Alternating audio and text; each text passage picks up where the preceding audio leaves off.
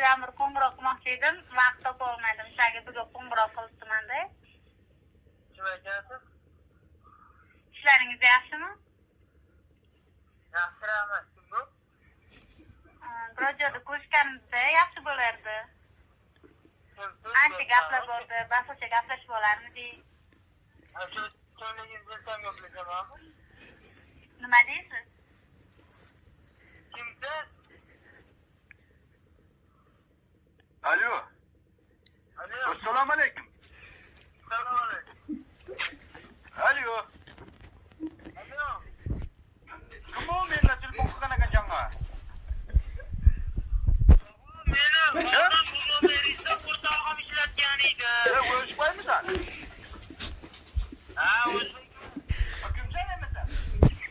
Ha, shu o'rtog'imdan olay. Janga mana shu nomerda menga telefon qildi. Keyin telefon qildim. Ha, men endi taraf qilyapsiz. Telefon qilishim bilmasang bu nomerga. Yurib, tamam.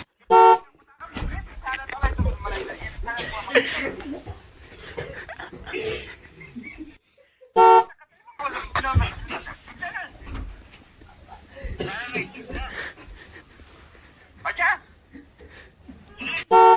Sen ne çıkardın? Ben ilk saatten beri bana öyle televizyon koyup endi taraf qilishgan deb keldim.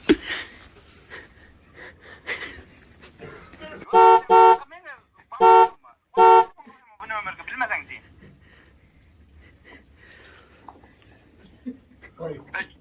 Canlı çıktı mı lan şu numarada? Mana şu numaranın çıkıp kim kayıp numarlar? Yükselin.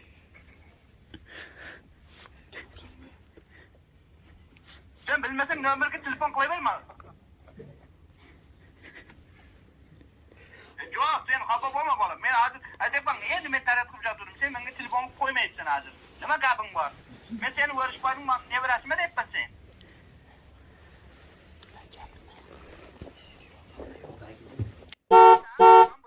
Suqqa tabal qilib menga nima telefon qilasan menga?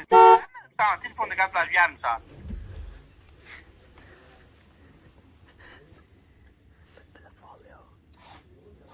Alo.